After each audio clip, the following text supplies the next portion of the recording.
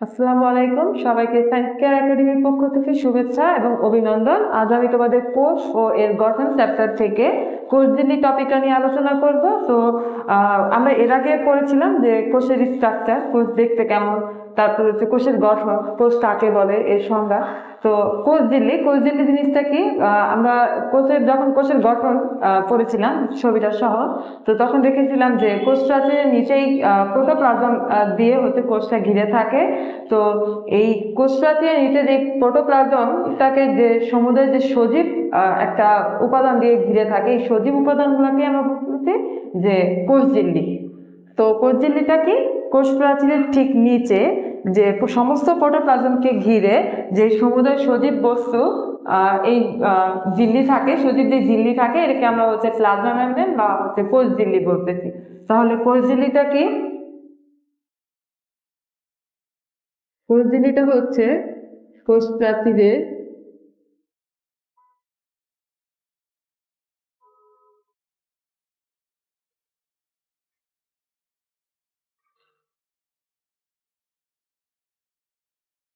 কোষ প্রাচীরের নিচে অবস্থিত প্রোটোপ্লাজমকে যে প্রোটোপ্লাজমকে ঘিরে একটি সজীব হচ্ছে ঝিল্লি থাকে, এই ঝিল্লিটাকে আমরা বলতেছি প্রোটোপ্লাজমকে ঘিরে, কোষপ্রাচীরের নিচে অবস্থিত প্রোটোপ্লাজমকে ঘিরে একটি সজীব ঝিল্লি থাকে, তাকে কোষঝিল্লি বলে।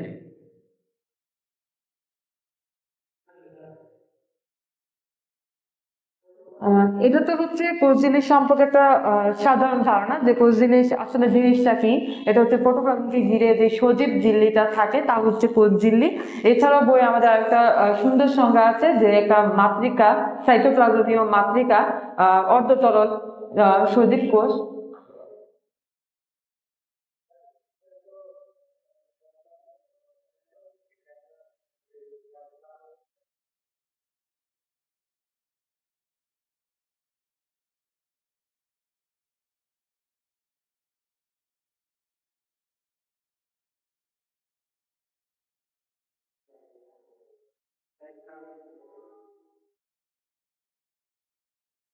তো এছাড়াও আমাদের বইয়ে আছে যে একটা সংজ্ঞা আছে যে প্রতিটি সজীব ঝিল্লিকে মানে সজীব ঝিল্লি দ্বারা প্রোটোপ্লাজমটা হচ্ছে আবৃত থাকে, একটা হচ্ছে অর্ধবেদ লিপোপ্রোটিন দ্বারা গঠিত, একে আমরা বলতেছি হচ্ছে কোষঝিল্লি বা প্লাজমা মেমব্রেন।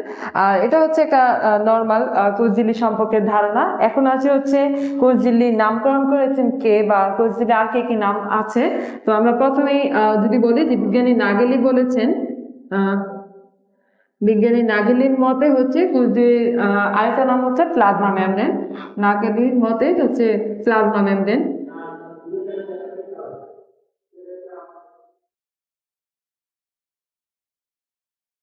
এছাড়াও বিজ্ঞানী যে কেউ এর নাম দিয়েছেন হচ্ছে প্লাজমা লেমা।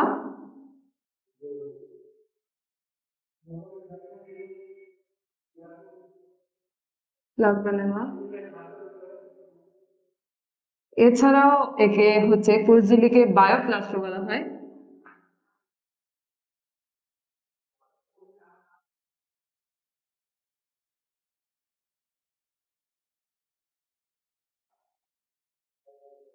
এছাড়াও কোষঝিল্লিকে বায়ো মেমব্রেনও বলা হয়। তো এগুলো হচ্ছে আমাদের কোষঝিল্লির আরো কিছু নাম। যে কোষঝিল্লিকে তাছাড়া আমরা কি বলি, যে প্লাজমা মেমব্রেন বলি, এটা হচ্ছে নাগেলির মতে। আর যে একটু ফ্লাওয়ারের মতে হচ্ছে এটার নাম হচ্ছে প্লাজমা লেমা। এছাড়াও বর্তমানে একে অনেকে বায়ো মেমব্রেনও বলা হয়। আমরা অন্য নামগুলো এই জন্যই জানবো যে আমাদের অনেক সময় সিকিউতে সরাসরি এটা নাও আসতে পারে যে কোষঝিল্লি কাকে বলে, আসতে পারে যে প্লাজমা মেমব্রেন কাকে বলে, বা প্লাজমা লেমা বলতে কি বুঝো, ক্ষতে আসতে পারে প্লাজমা লেমা কি। তো এভাবে অন্য নাম দিয়ে আমাদের হচ্ছে প্রশ্ন থাকতে পারে, এই জন্য আমরা হচ্ছে এই বিষয়গুলো জানবো যে কোন বিজ্ঞানীর কি নামকরণ করেছেন। তাছাড়া এমসিকিউতে আছে যে প্লাজমা লেমা কে নামকরণ করেছেন, কোন বিজ্ঞানী নামকরণ করেছেন, এই জন্য আমরা অপর নামগুলো জানবো। তো এই ছিল হচ্ছে কোষঝিল্লি কাকে বলে এবং কোষঝিল্লির নাম। এখন আমরা জানবো হচ্ছে কোষঝিল্লির কাজ কি।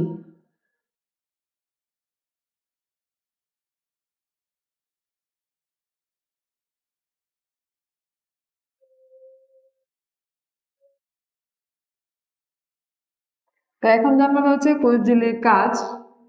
তো প্রথমে যদি আসি কোষ ঝিল্লি কি করে, কোষ ঝিল্লি হচ্ছে কোষের ভিতরে যে সমুদায় বস্তু আছে তাকে হচ্ছে বস্তুকে ঘিরে রাখে, বা সমুদ্রের ভিতরে কোষের ভিতরে যে বস্তুগুলো আছে তা বাইরের আগে থেকে রক্ষা করে, ব্যাপন অনুসরণ কোষের যাবতীয় যেই কাজগুলো আছে এগুলো হচ্ছে নিয়ন্ত্রণ করে।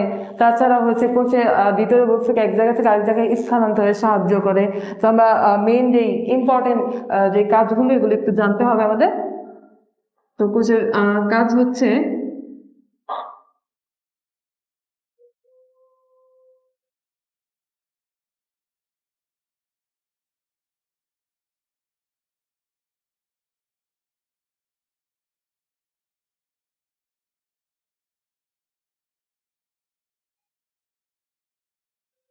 প্রথমে যদি আসি এটি কোষীয় সব বস্তুকে ঘিরে রাখে।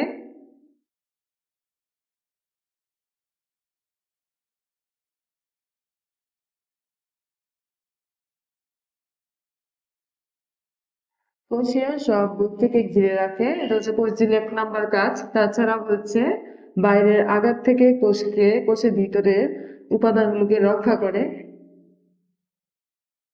বাইরের আঘাত থেকে রক্ষা করে। হ্যাঁ, তারপর হচ্ছে কোষঝিল্লির মধ্য দিয়ে ব্যাপন নিঃসরণ হয়।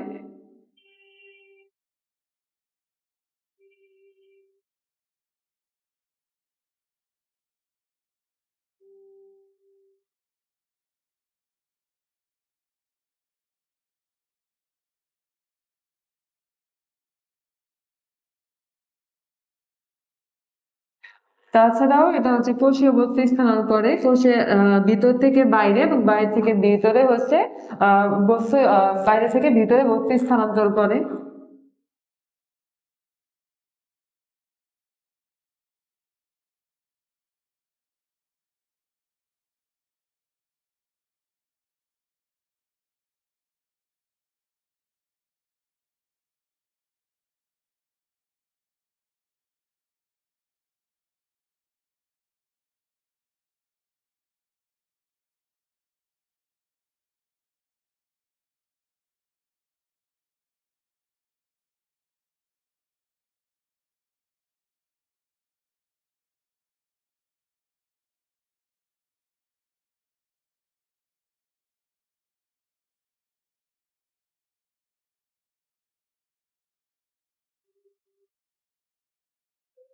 এছাড়াও কোষঝিল্লি হচ্ছে তথ্যের ভিত্তি হিসেবে কাজ করে।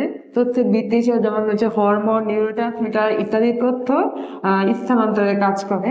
তাহলে আলটিমেটলি এটা হচ্ছে কোষঝিল্লি হচ্ছে তথ্যের ভিত্তি হিসেবে কাজ করে। এছাড়াও এটা হচ্ছে অ্যান্টিজেন ক্ষরণ করে।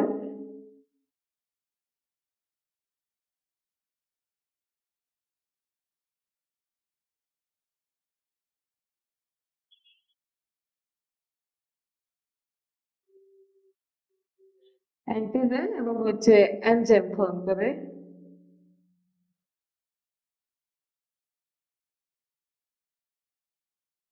তো এই হচ্ছে কোষঝিল্লির হচ্ছে কিছু ইম্পর্টেন্ট কাজ। কোষঝিল্লি কি করে, কোষের সব বস্তুকে ঘিরে রাখে, বাইরের আঘাত থেকে রক্ষা করে, কোষঝিল্লির মধ্যে দিয়ে ব্যাপন নিঃসরণ এই কাজগুলো হয়।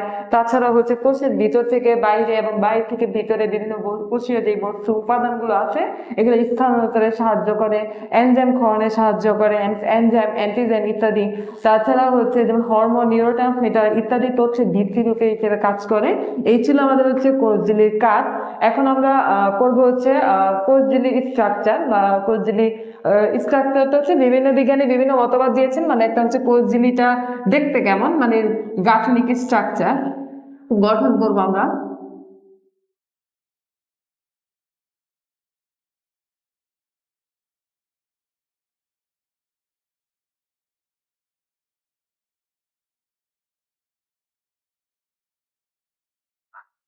তো কোষঝিল্লির হচ্ছে যদি আমি গঠন ব্যাখ্যা করতে যাই বা বলতে যাই, কোষঝিল্লির গঠন দুইভাবে ব্যাখ্যা করা যায়, একটা হচ্ছে ভৌত গঠন এবং হচ্ছে রাসায়নিক গঠন। তো ভৌত গঠন সম্পর্কে যদি বলতে যাই, বিভিন্ন বিজ্ঞানী বিভিন্ন সময় বিভিন্ন মতবাদ প্রদান করেছেন। তার মধ্যে ডেনলিয়ান ডেভসন, যেমন হচ্ছে বেনসন, তারপর হচ্ছে রবার্টসন, তারপর হচ্ছে সিঙ্গার এন্ড নিকলসনের ফ্লুইড মোজাইক মডেল। তো এগুলো হচ্ছে ভৌত গঠনের মধ্যে তারা ভৌত গঠন সম্পর্কে মতবাদ দিয়েছেন। তাছাড়া হচ্ছে কোষঝিল্লি রাসায়নিক গঠন আছে, যে রাসায়নিকভাবে কোষঝিল্লি কোন উপাদানগুলো দিয়ে গঠিত। তো এখন আছে আমরা হচ্ছে কোষঝিল্লির ভৌত গঠন।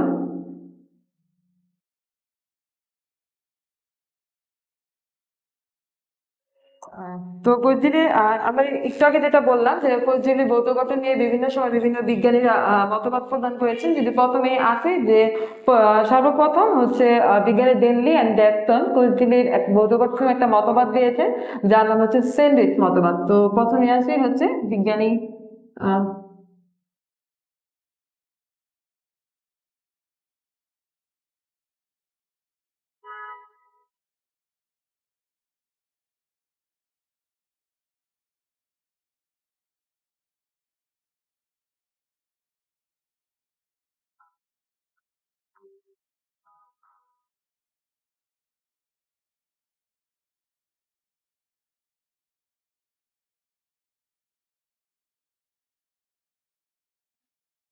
ডেনলি অ্যান্ড হচ্ছে ডেভসন কর্তৃক স্যান্ডউইচ মতবাদ।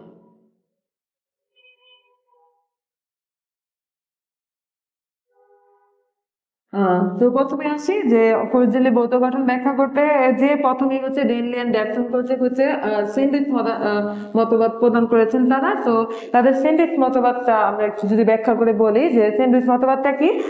তো আমরা জানি যে একটা কোষঝিল্লির যে মেইন উপাদান হচ্ছে প্রোটিন এবং লিপিড দিয়ে গঠিত। তো ডেনলি অ্যান্ড ডেভসনের মতবাদ অনুযায়ী কোষঝিল্লিটা থাকবে হচ্ছে ফসফোলিপিড বাইলেয়ার বিশিষ্ট, কিন্তু হচ্ছে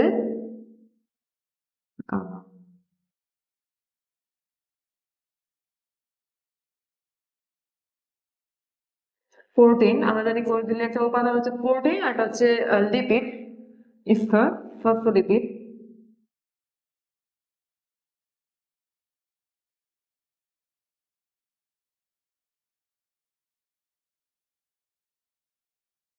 যে লিপিড স্তর, আবার একটা প্রোটিন স্তর নিতে, দেন মাঝখানে হচ্ছে লিপিড স্তর।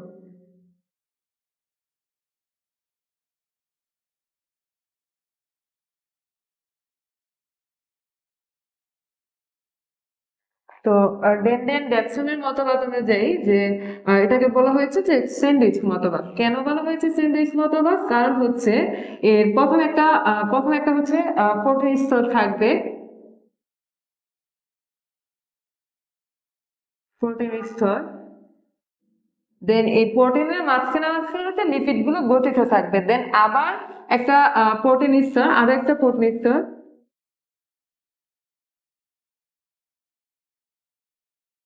যেটা বলছিলাম যে ডেন ড্যাকসন বলেছেন যে এটা হচ্ছে স্যান্ডউইচ মতবাদ। যেমন আমরা স্যান্ডউইচে যেমন দেখি যে নিচে এবং উপরে দুটো হচ্ছে ব্রেড থাকে, তারপরে মাঝখানে হচ্ছে যে লেয়ারটা থাকে। সেম তাদের মতবাদ অনুযায়ী কোষঝিল্লিটা ওরা বলেছেন যে প্রথমে একটা প্রোটিন স্তর থাকবে, নিচে একটা প্রোটিন স্তর থাকবে, আর মাঝখানে হচ্ছে লিপিড স্তর থাকবে, মানে সেম ব্রেডের মতো, যেমন ব্রেডের মাঝখানে অন্য একটা লেয়ার থাকে। তো এই মতবাদ অনুযায়ী এই কোষঝিল্লির গঠনটা হচ্ছে এরকম, যেটা হচ্ছে স্যান্ডউইচের মতো দেখতে। এই জন্য ডেনলিয়ান ডেভসন বলেছেন যে এটা স্যান্ডউইচ মতবাদ বলে তাদের মতবাদটাকে, যে কোষঝিল্লিটা দেখতে এরকম হবে। এখন আসি কোষঝিল্লি সম্পর্কে আরো বিভিন্ন বিজ্ঞানী আরো মতবাদ করেছেন, যেমন হচ্ছে বেনসন কর্তৃক একটা মডেল প্রদান করেছেন, বেনসন।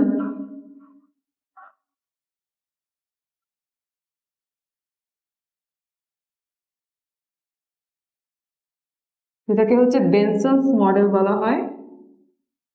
তাছাড়া হচ্ছে বিজ্ঞানী রবার্টসনের একটা মতবাদ দিয়েছেন, বিজ্ঞানী রবার্টসন। তো রবার্টসনের মতবাদটা হচ্ছে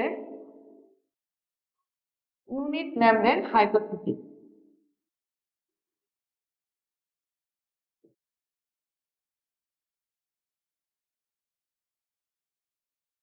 তো হাইপোথিসিস জিনিসটা হচ্ছে কোনো কিছু সম্পর্কে উপধারণা। তো রবার্টসনের ইউনিট মেমব্রেন হাইপোথিসিসটা হচ্ছে যে তার মতে হচ্ছে যে বায়োলজিক্যাল যে কোষ, সেই কোষের আণবিক গঠনটা হচ্ছে এরকম হবে যে এটা হচ্ছে ফসফোলিপিড বাইলেয়ারে থাকবে, এবং এই ফসফোলিপিড বাইলেয়ার স্থানে স্থানে হচ্ছে প্রোটিন গঠিত থাকবে। তো এই যে যে এক একটা ইউনিট, যে ফসফোলিপিড বাইলেয়ারের মধ্যে প্রোটিন যে গঠিত আছে, এই এক একটা ইউনিটকে উনি বলতেছে যে ইউনিট মেমব্রেন, মানে মেমব্রেনের ইউনিট। তো তার রবার্টসন অনুযায়ী এটাকে বলা হচ্ছে ইউনিট মেমব্রেন হাইপোথিসিস। আর হাইপোথিসিস জিনিসটা হচ্ছে উপধারণা, কোনো জিনিসের উপধারণা, কিছুর উপর ধারণা করে যদি বলা হয়। আর রবার্টসনের এই ইউনিট মেমব্রেন হাইপোথিসিসটা আমাদের সবচেয়ে পরিচিত যে সিঙ্গার এবং নিকলসন কর্তৃক ফ্লুইড মোজাইক মডেল, যেটা আমাদের সবচেয়ে হচ্ছে জনপ্রিয় যে মডেলটা, যেটা আমরা সবচেয়ে বেশি আমাদের হচ্ছে আমরা পড়ি, বা যেটার উপর ভিত্তি করে আমরা কোষঝিল্লিটা সম্পর্কে জানি। তো ওটার সাথে মিল খুঁজে পাওয়া যায়। যেমন রবার্টসন ইউনিট মেমব্রেন হাইপোথিসিস উনি বলেছেন যে ফসফোলিপিড বাইলেয়ারে গঠিত। তো ফ্লুইড মোজাইক মডেলেও হচ্ছে বলা হয়েছে যে এটা হচ্ছে ফসফোলিপিড বাইলেয়ার দ্বারা গঠিত, আর মাঝখানে প্রোটিন স্থানে স্থানে গঠিত থাকে। তো এই হচ্ছে রবার্টসন ইউনিট মেমব্রেন হাইপোথিসিস। তাছাড়াও সবচেয়ে জনপ্রিয় মডেল যেটা, সেটা হচ্ছে ফ্লুইড মোজাইক মডেল। সেটা হচ্ছে বিজ্ঞানী সিঙ্গার এন্ড হচ্ছে নিকলসন কর্তৃক হচ্ছে ফ্লুইড মোজাইক মডেল।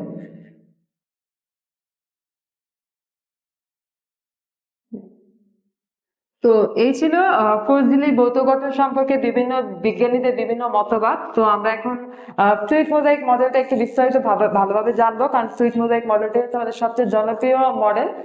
এটা সম্পর্কে আমাদের একটু বিস্তারিত জানতে হয়।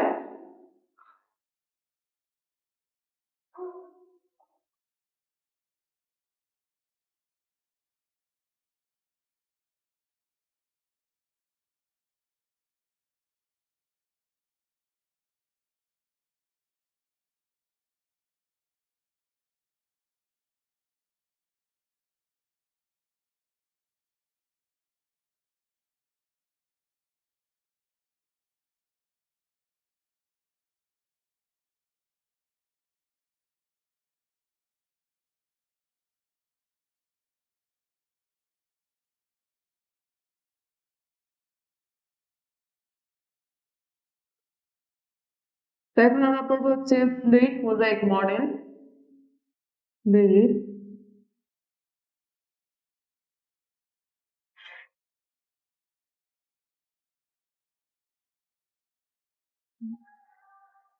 তো একটু আগে আমরা যেটা বললাম যে ডিগের সিঙ্গার এবং নিকলসন কর্তৃক এই মডেলটা হচ্ছে সবচেয়ে গ্রহণীয় মডেল।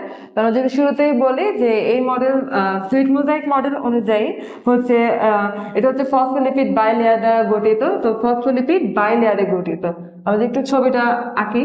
এটা হচ্ছে ফসফোলিপিড বাইলেয়ারে গঠিত।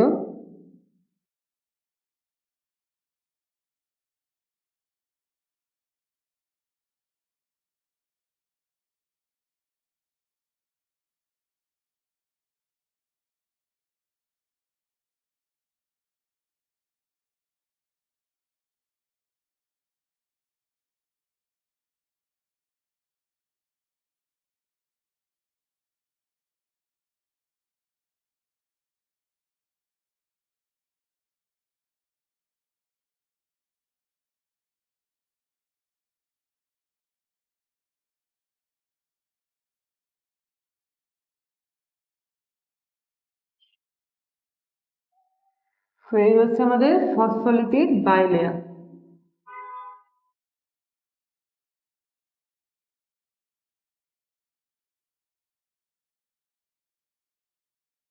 তো প্রথমে যেটা বললাম, ফ্লুইড মোজাইক মডেলে ফসফোলিপিড বাইলেয়ার দ্বারা গঠিত, আর তাদের যে হাইড্রোকার্বন লেজ গুলো আছে তারা হচ্ছে মুখোমুখি থাকবে। যে এই বিপরীত পাশের লেজ গুলো এবং এই উপরের লেজ গুলো হচ্ছে তারা মুখোমুখি থাকবে বা সামনাসামনি থাকবে, এটা বলা হয়েছে। তাছাড়া হচ্ছে এই যে আমরা যে ফসফোলিপিডের যে বাইলেয়ার আঁকাইলাম, তো এই ফসফোলিপিডের বাইলেয়ারের এই যে উপরের এই অংশটাকে আমরা বলতেছি যে মাথার অংশ, আর এটাকে আমরা বলতেছি হচ্ছে লেজ। এটা হচ্ছে মাথা।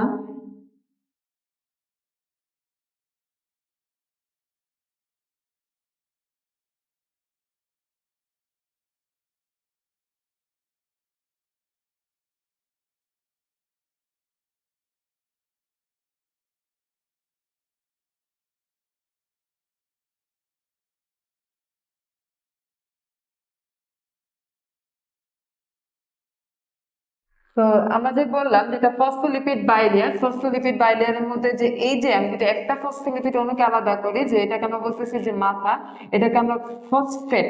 ফসফোলিপিড কি দিয়ে তৈরি? ফসফেট এবং হচ্ছে লিপিডের সমন্বয়ে তৈরি, মানে ফসফেট, এটাকে ফসফেট হেড বা মাথা বলি, আর হচ্ছে ফ্যাটি অ্যাসিড লেজ বা তেল বলি। তো এটা হচ্ছে ফ্যাটি অ্যাসিড লেজ বা তেল, আর যেটা হচ্ছে ফসফেট মাথা।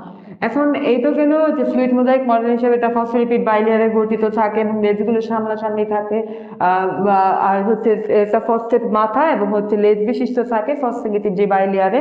তো এই ফ্লুইড মোজাইক মডেল যদি আমি ব্যাখ্যা করতে যাই, এর কিছু হচ্ছে গাঠনিক উপাদান আছে, তার মধ্যে প্রথমে আসে হচ্ছে ফসফোলিপিড বাইলেয়ার, তারপর হচ্ছে প্রোটিন, তারপর হচ্ছে গ্লাইকোক্যালিক্স, আর হচ্ছে কোলেস্ট্রল। তো ফ্লুইড মোজাইক মডেল অনুযায়ী এর গাঠনিক উপাদান হচ্ছে, এই মডেল অনুযায়ী এর গাঠনিক উপাদান হচ্ছে, প্রথমে আমরা যেটা ব্যাখ্যা করলাম তা হচ্ছে ফসফোলিপিড বাইলেয়ার, তারপর হচ্ছে প্রোটিন,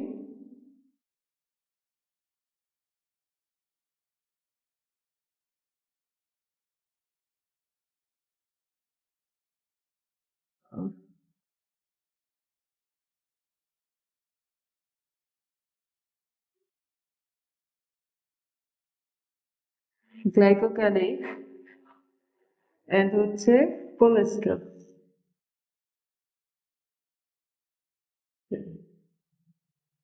তো ফ্লুইড মোজাইক মডেল অনুযায়ী কোষ ঝিল্লির গাঠনিক উপাদান হচ্ছে ফসফোলিপিড বাইলেয়ার, প্রোটিন, এন্ড হচ্ছে গ্লাইকোক্যালিক, এন্ড হচ্ছে কোলেস্ট্রল। এগুলো হচ্ছে কোষ ঝিল্লির গাঠনিক উপাদান। তো আমরা যদি প্রথমে বলি ফসফোলিপিড বাইলেয়ার জিনিসটা কি, এই যে ফসফোলিপিডের যে দুইটা লেয়ার, এই দুইটা লেয়ার মিলে হচ্ছে ফসফোলিপিড বাইলেয়ার। এই ফসফোলিপিড বাইলেয়ারের এই যে এই মাথার অংশটাকে আমরা বলছি ফসফেট হেড বা মাথা, এই অংশটা হচ্ছে পানি গ্রাহী, মানে এটাকে পানি গ্রহণ করতে পারে। আর এই যে ফ্যাটি অ্যাসিড যে লেজ বা টেল বলি, এটা হচ্ছে পানি বিকর্ষী, মানে এটা হচ্ছে পানি বিকর্ষণ করে, পানি গ্রহণ করে না। তো এই ছিল হচ্ছে ফসফোলিপিড বাইলেয়ার। এরপরে আসে আমরা হচ্ছে প্রোটিন। তো আমরা এর আগেই বলেছিলাম যে ফ্লুইড মোজাইক মডেল হিসেবে হচ্ছে ফসফোলিপিড বাইলেয়ারের স্থানে স্থানে হচ্ছে প্রোটিন গঠিত থাকে, রবার্টসন কর্তৃক ইউনিট মেমব্রেন হাইপোথিসিসের মতো। তো এই প্রোটিন হচ্ছে তিন ধরনের প্রোটিন থাকে, একটা হচ্ছে পেরিফেরাল প্রোটিন, ইন্টিগ্রাল প্রোটিন, আর একটা হচ্ছে লিপিড সম্পৃক্ত প্রোটিন। তো এই প্রোটিনগুলো আমরা হচ্ছে যদি বলি,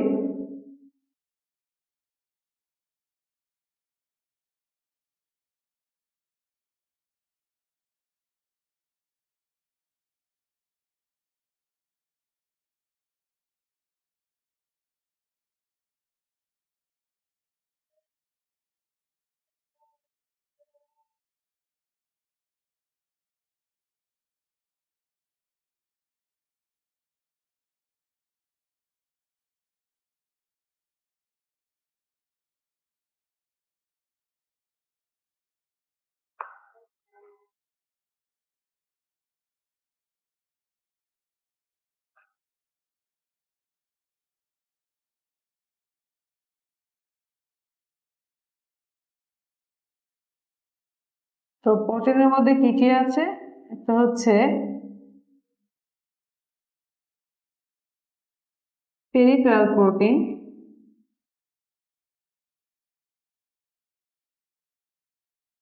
যেটা হচ্ছে লিপিড স্তরে হালকাভাবে অবস্থান করে, এটাকে আমরা বলতেছি হচ্ছে পেরিফেরাল প্রোটিন। দেন আছে হচ্ছে ইন্টিগ্রাল প্রোটিন, যেটা দুইটা ফসফোলিপিড যে লেয়ার, দুইটার মধ্যে হচ্ছে ব্যাপ্ত থাকবে, এটাকে আমরা বলতেছি হচ্ছে ইন্টিগ্রাল প্রোটিন।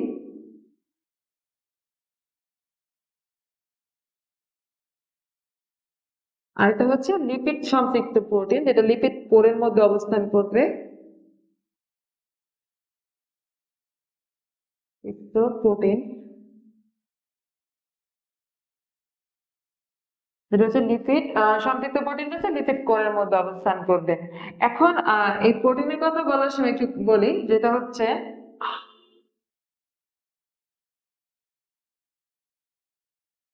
তো এই প্রোটিন সম্পর্কে যদি বলি, যে প্রোটিনের বিন্যস্ততার উপরে, যে প্রোটিন বিভিন্ন স্থানে গঠিত হওয়ার উপর ভিত্তি করে যে প্রোটিনের যে স্ট্রাকচার, এই প্রোটিনগুলো দেখতে কিছুটা হচ্ছে যে সমুদ্রের হিমশিলের মতো। বরফের খন্ডের মতো। তো এটার সাথে তুলনা করে বিজ্ঞানী সিঙ্গার এবং নিকলসন ফ্লুইড মোজাইক মডেলের আরেকটা নাম দিয়েছেন, তা হচ্ছে আইসবার্গ মডেল। ওই যে প্রোটিন গুলো থাকে ওগুলো হচ্ছে হৈমশীলের মতো এই দেখতে, তারা ওটার সাথে তুলনা করে এটার নাম দিয়েছেন হচ্ছে আইসবার্গ মডেল। তাহলে ফ্লুইড মোজাইক মডেলের আরেকটা নাম হচ্ছে আইসবার্গ মডেল।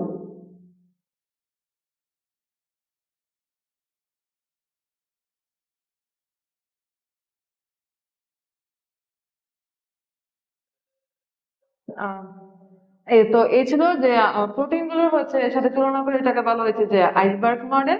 এখন আমরা বলেছিলাম যে প্রোটিন থাকে তিন ধরনের, পেরিফেরাল প্রোটিন, ইন্টিগ্রাল প্রোটিন এবং হচ্ছে লিপিড সম্পৃক্ত প্রোটিন।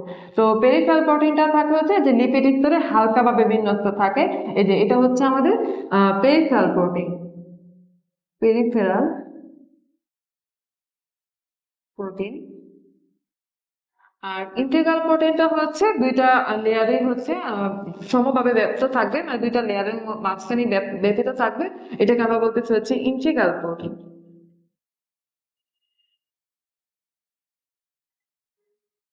Integral protein.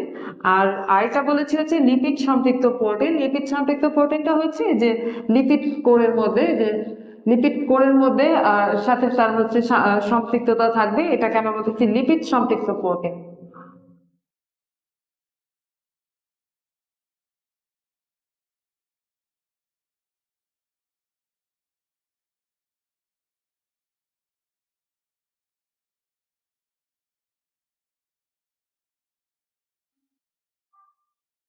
তো এই ছিল হচ্ছে প্রোটিন, তিন ধরনের প্রোটিন। এখন আছে গ্লাইকোক্যালিক। তো গ্লাইকোক্যালিক জিনিসটা কি? গ্লাইকোক্যালিক হচ্ছে গ্লাইকোপ্রোটিন এবং হচ্ছে গ্লাইকোলিপিডের সময় একটা চিনির স্তর বিশিষ্ট, মানে এই কোষঝিল্লির উপরে একটা চিনির স্তর থাকে, এটাকে আমরা বলতেছি যে গ্লাইকোক্যালিক। সেটা গ্লাইকোক্যালিক্স হচ্ছে দুইটা জিনিসের সমন্বয়ে গঠিত, একটা হচ্ছে গ্লাইকোপ্রোটিন আর একটা হচ্ছে গ্লাইকোলিপিড। তো গ্লাইকোপ্রোটিন আর গ্লাইকোলিপিড জিনিসটা কি এখন আমরা জানবো।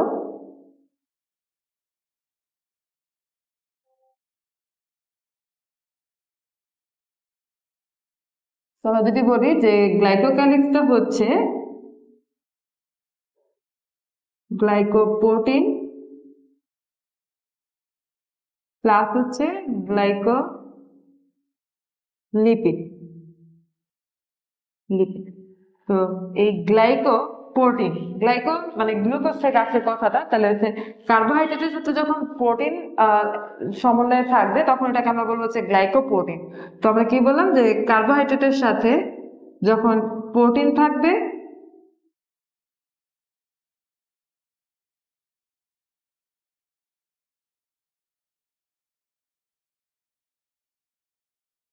তখন এটাকে আমরা বলবো গ্লাইকোপ্রোটিন। আর কার্বোহাইড্রেটের সাথে যখন লিপিড থাকবে, লিপিড সম্পৃক্ত থাকবে, তখন এটাকে আমরা বলবো গ্লাইকোলিপিড। তো এই গ্লাইকোপ্রোটিন আর গ্লাইকোলিপিড মিলে আমাদের কি করবে যে গ্লাইকোক্যালিক্স যে চিনির স্তরটা, এটা আমাদের কোষঝিল্লির উপরে গঠন করবে। তো আমরা যদি একটু এঁকে দেখাই যে গ্লাইকোপ্রোটিন এবং গ্লাইকোলিপিড জিনিসটা কি।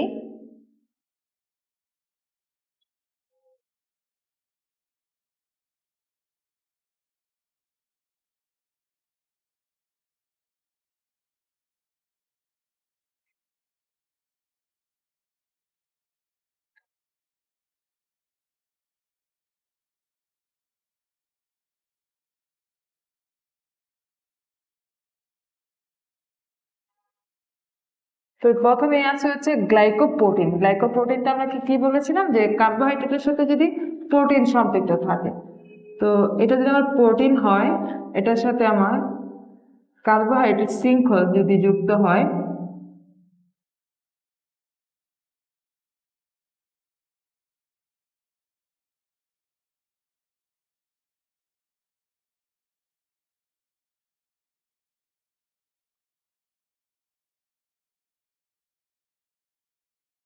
যে আমাদের প্রোটিনের সাথে যখন একটা কার্বোহাইড্রেট শৃঙ্খল যুক্ত হবে তখন এটাকে আমরা বলতেছি হচ্ছে গ্লাইকোপ্রোটিন। প্রোটিন এটা হচ্ছে আমাদের গ্লাইকোপ্রোটিন। এরপর আমরা বলেছি হচ্ছে গ্লাইকোলিপিড। যদি কার্বোহাইড্রেট শৃঙ্খলের সাথে যদি ফসফোলিপিড যুক্ত হয়, এই যে ফসফোলিপিড, এই ফসফোলিপিডের সাথে যদি কার্বোহাইড্রেট শৃঙ্খল যুক্ত হয়,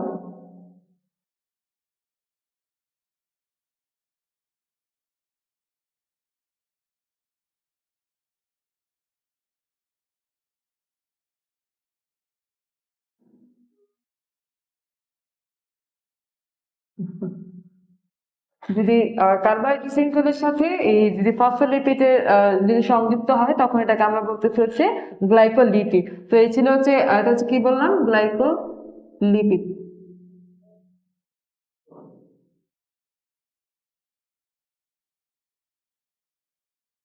এই গ্লাইকোলিপিড এবং গ্লাইকোপ্রোটিন মিলে একটা চিনির স্তর গঠন করে, এই চিনির স্তরটাকে আমরা বলতেছি হচ্ছে গ্লাইকোক্যালিক্স। তো এখন আমরা পড়বো হচ্ছে কোলেস্ট্রল।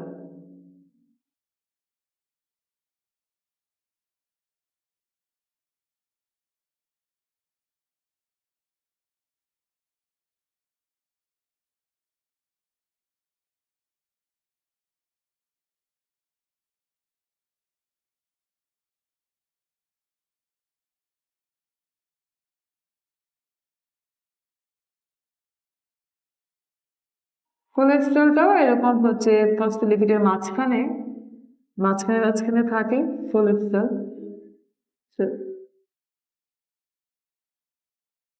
কোলেস্ট্রল তো কোলেস্ট্রলটা হচ্ছে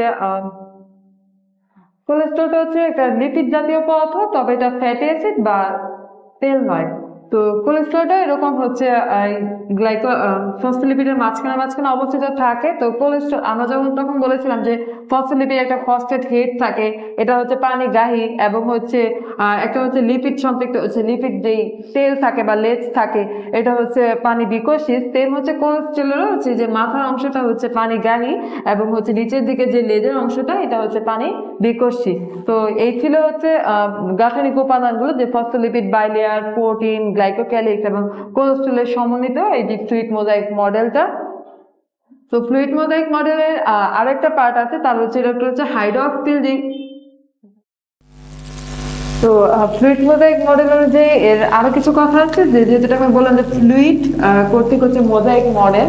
তো ফ্লুইড মোজাইক মডেল অনুযায়ী এই মডেল অনুযায়ী বলা হয় যে প্রোটিন এবং এর হচ্ছে গাঠনিক যে উপাদানগুলো এগুলো হচ্ছে স্থির থাকে না, বরং হচ্ছে এই যে ফসফোলিপিড স্তরে ভেসে থাকে। তো এই মডেল অনুযায়ী বলা হয় যে প্রোটিন এবং এর গাঠনিক উপাদানগুলো হচ্ছে স্থির থাকে না, এখানে হচ্ছে বেশি থাকে। এছাড়াও যে লিপিডের যে কথাটা, লিপিডটাও স্থির থাকে না, এটা চারদিকে ব্যাপ্ত হয় বা একটা মোজাইকের তৈরি হয়। তো ওই অনুযায়ী এটাকে আমরা বলতেছি যে ফ্লুইড মোজাইক মডেল।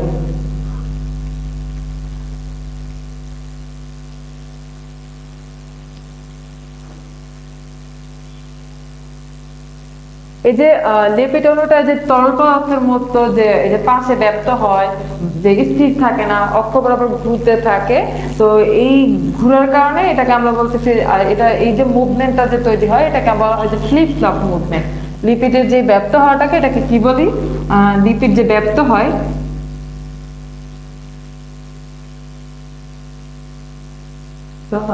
এটাকে আমরা বলতেছি হচ্ছে ফ্লিপ ফ্লপ মুভমেন্ট।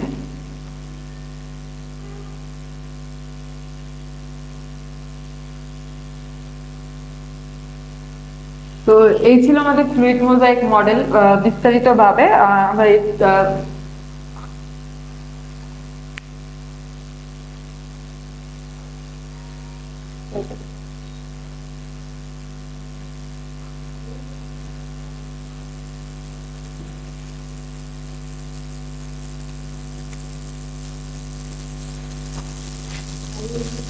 সেটা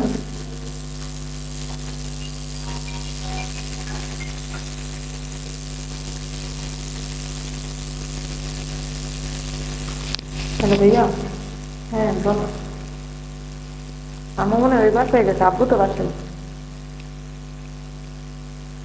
হুম, আমি তো যে মামির কাছে আসছিলাম।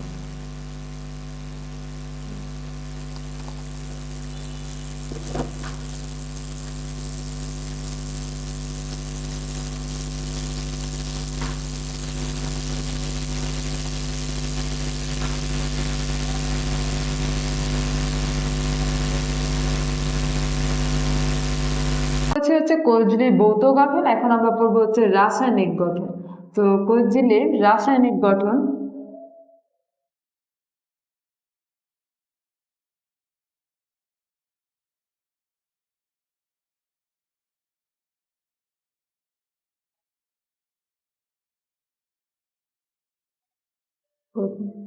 কোষঝিল্লির রাসায়নিক গঠনের মধ্যে আমরা যদি বলি যে প্রথমে আমরা বলেছিলাম যে কোষঝিল্লি দুইটা উপাদান নিয়ে গঠিত, একটা হচ্ছে প্রোটিন আর একটা হচ্ছে লিপিড। প্রোটিন এবং হচ্ছে লিপিড। তো এই প্রোটিনটা থাকে হচ্ছে 60 থেকে 80%। এই পার্সেন্টেজটা আমাদের জানতে হবে, কারণ এটা বহু নির্বাচনী প্রশ্নে থাকতে পারে, এইচএসসি এবং বোথ হচ্ছে এডমিশন টেস্ট দুই জনের জন্যই। আর হচ্ছে লিপিড থাকতে পারছে 20 থেকে 40%। তো লিপিডটা মেনলি হচ্ছে ফসফোলিপিড হিসেবেই থাকে। তো ফসফোলিপিড আবার দুই ধরনের, একটা হচ্ছে সরল এবং একটা হচ্ছে জটিল। তো এটা লিপিডটা ফসফোলিপিড হিসেবে থাকে বেশিরভাগ ক্ষেত্রেই, ফসফোলিপিড হিসেবে থাকে। হচ্ছে দুই ধরনের, একটা হচ্ছে সরল, একটা হচ্ছে জটিল। সরল ফসফোলিপিডটা হচ্ছে ফসফোটাইডিক অ্যাসিড, ফসফোটাইডিক অ্যাসিড। আর জটিল ফসফোলিপিডটা হচ্ছে লেসিথিন হিসেবে থাকে, লেসিথিন। তো এই ছিল কোষঝিল্লির রাসায়নিক গঠন, যেটা প্রোটিন থাকে 60 থেকে 80%, লিপিড থাকে 20 থেকে 40%। আর এটা লিপিডটা মেইনলি হচ্ছে বেশিরভাগ ক্ষেত্রে হচ্ছে ফসফোলিপিড হিসেবে থাকে। এই ফসফোলিপিডটা হচ্ছে দুই ধরনের, একটা হচ্ছে সরল, একটা হচ্ছে জটিল। সরল ফসফোলিপিডটা হচ্ছে ফসফোটাইডিক অ্যাসিড, আর জটিল ফসফোলিপিডটা হচ্ছে লেসিথিন হিসেবে থাকে।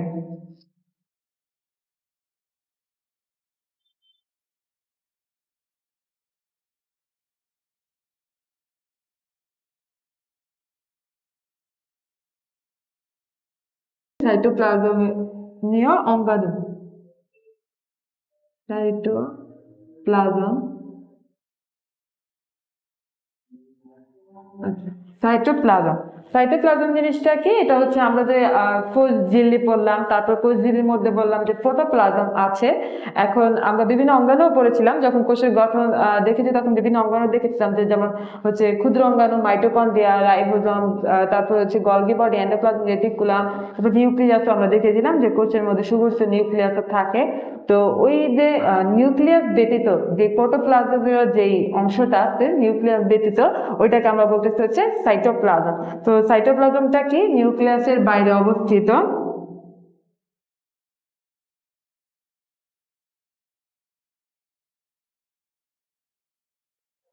সাইটোপ্লাজমটা কি? নিউক্লিয়াসের বাইরে অবস্থিত। নিউক্লিয়াসের বাইরে অবস্থিত কোষঝিল্লি দিয়ে পরিবেষ্টিত যে প্রোটোপ্লাজমীয় অংশটাই হচ্ছে আমাদের সাইটোপ্লাজম। মেন কথা হচ্ছে নিউক্লিয়াস ব্যতীত যে প্রোটোপ্লাজমীয় যে অংশটা থাকবে সেটাই হচ্ছে আমাদের সাইটোপ্লাজম। তাহলে কি? সাইটোপ্লাজম নিউক্লিয়াস ব্যতীত ব্যতীত কোষঝিল্লি দ্বারা পরিবেষ্টিত। কোষঝিল্লি একটু আগে আমরা বললাম যে কোষঝিল্লি বা প্লাজমা মেমব্রেন, সেই কোষঝিল্লি দ্বারা এটা হচ্ছে পরিবেষ্টিত থাকবে, মানে ঘিরে